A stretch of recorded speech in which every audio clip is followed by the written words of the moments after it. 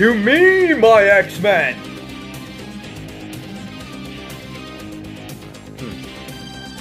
I guess I'm just not that cool.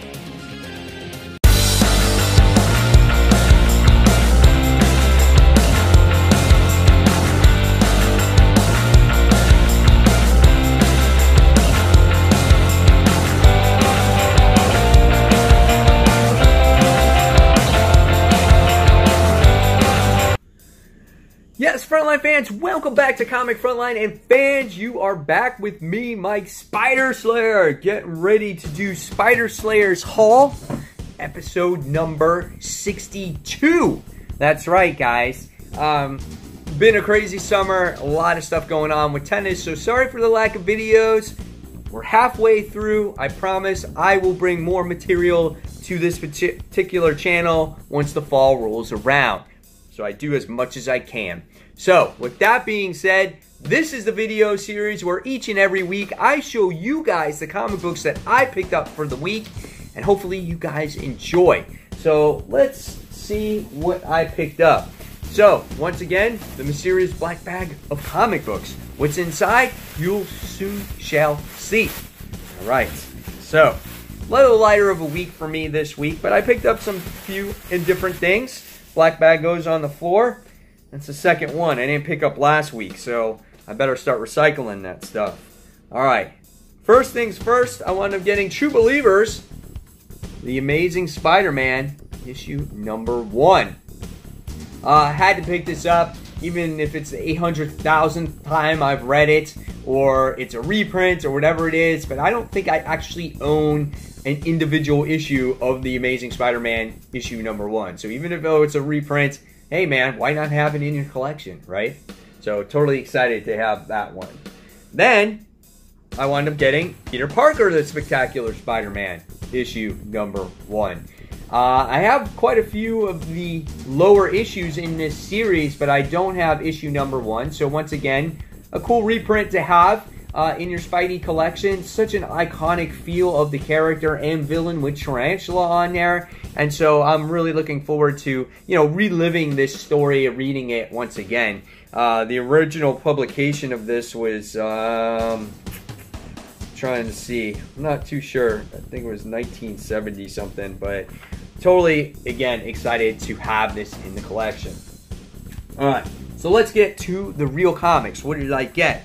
First things first, we got from DC, we have Batman, The War of Jokes and Riddles, and this is issue number 26. Providing, it's supposedly supposed to be a cool story arc that takes place early in Batman's career, so definitely looking forward to that one. So, yeah, looking forward to it. So, this is Batman issue number 26. I like the cover here, how you get to see Joker's piece missing there, and in his mouth, obviously, where, everything comes out. So that's really cool.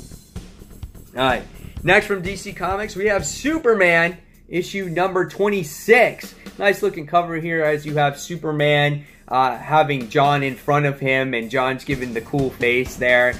And so this is going to be kind of like the ramifications or what has happened to John and how he deals with this situation after the last story arc. And the name of this story arc is Brains vs. Brawn.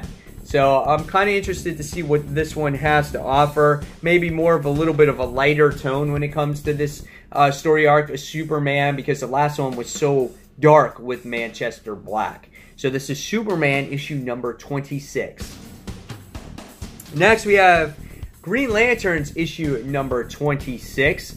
This continues the story with Val-Doom, how he is trying to capture Jessica Cruz and trying to get back home. We've got to see him back in his human form again. So that's quite interesting, and I love the relationship now between Jessica and Baz. They've really grown as characters in this series, so I'm excited to read this, and this is called The First Ring. This is issue number 26.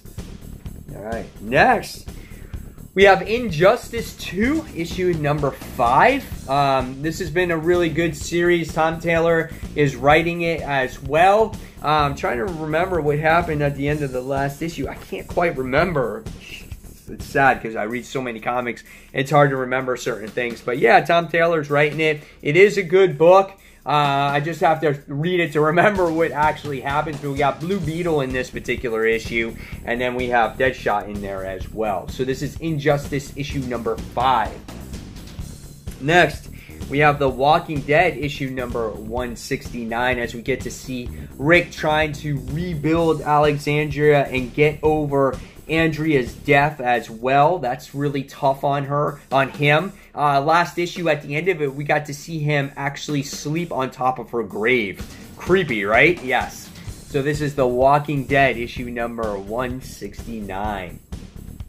Next, we have Spider-Man title that came out this week. It's called Master Plan. I wasn't sure how many actual issues or what this story arc is, or if it's a one and done type of deal. But when you look in the actual back, it has an issue with the Vulture in the back of it. A story with, I don't know if it was original, the original appearance of the Vulture from like issue 2 or whatever it is. But this has this little story in here, so I was just like, all right, I'll pick it up. So yeah, wasn't even expecting to pick this up. It was just an impulse thing. So Spider-Man, the Master Plan, issue 1. Next, from Marvel, we have Deadpool kills the Marvel Universe again. This was a huge story when it came out a few years back by Cullen Bunn. And I definitely wanted to pick this up to see what he could do differently with this story to keep readers interested. I will be reviewing this book as soon as possible. Sorry for this review actually being late, or this haul being late, but everything was behind because of the holiday. So that's why I got my books today. So this is Deadpool Kills the Marvel Universe again, issue number 1. Looking forward to that one. Alright, next from Marvel, this was the highlight of my week, as now we wound up getting the Jim Lee variants that came out. So this time around, I picked up Daredevil. This is issue number 23. Not currently reading Daredevil, but I had to get the Domino variant by Jim Lee. This is a really cool looking book, or cover at least. I don't know what the book is about, but I had to pick it up. It reminds me of the old, Marvel cards and whatnot, and so it's great drawing. And this is probably the only time you're ever really going to see Jim Lee have his stuff in Marvel Comics these days, his reprints of covers. So it's pretty neat, or cards. The next thing I wound up getting is X-Men Gold. This is issue number 7, as you got Mojo on the cover. There was a huge report on how X-Men Gold and Blue are crossing over when Marvel Legacy comes out, and it's very fitting that they got Mojo on this cover. And he's really creepy looking with that creepy smile. And so yeah, it looks very cool. And looking forward to what happens in this story arc of X-Men Gold, as well as we wound up seeing the end of that Sentinel story arc. And so we got a new story arc starting here. So this is X-Men Gold issue number 7 with Mojo. Alright. Next, we have Spider-Man issue number 18. For me, this is the series that doesn't go anywhere. We just open up a whole bunch of plot lines and nothing ever gets accomplished. However, we got a badass cover here with Shadowcat on the cover. Yes, Kitty Pryde, Jim Lee variant cover. Looks great. Had to pick it up as well. The next thing we wound up getting is all new Wolverine. This is issue number 22 with the Jim Lee variant of Archangel in there. It's a very nice looking cover. I loved Archangel back in the 90s. He looks very colorful. His wings are so over exaggerated. Really good looking book. This book has to deal with Laura, how I guess she's got to deal with the whole, they showed her died of that virus. So I don't know, somehow she goes out in space. I don't know what happens there, but looks cool. Love the cover. All new Wolverine issue number 22. Next, I wound up buying the Avengers issue number 9. I haven't bought an Avengers book in forever, but I bought it for the cover. It's like the old days when I was a kid. Oh, this is a badass cover, gotta buy it. Had to buy this one here. Mystique is on there. She's got the smoking gun. She looks like she's gonna kick some serious ass. Pretty looking cover. Had to purchase it. Avengers issue number 9. Am I gonna read it? Probably not. And then last but not least, sticking with the X-Men theme this week, I wound up getting this trade for a hot price of $6.99. This is Cable and the X-Force. This is a trade that usually costed $34.99, but again, I got it for $6.99. And it includes collecting Cable from 1993 from number 21 through 28 and X-Force issues 44 through 48. So, yeah, definitely worth the read here. Can't beat the price. And so, yeah, Cable and the X-Force trade. Another thing to add to my collection. So there you have it, guys. There is Spider Slayers Haul, episode number 62. Hopefully you guys enjoyed it. Now it's your turn in the comments below to tell me what you picked up for this week and which books you're most excited for. Did you get the variants that I picked up? And fans, as always, thank you so much for watching Comic Frontline. Don't forget to check out ComicFrontline.com. Don't forget to check out our live show that's going to return this Tuesday night between the hours of 9:30 and 10 p.m. Eastern Standard Time. That's when we kick off the show, where we talk about this week's comic book news, our top 5, our most anticipated books, and a whole lot more, guys. So again, we can't do it without you.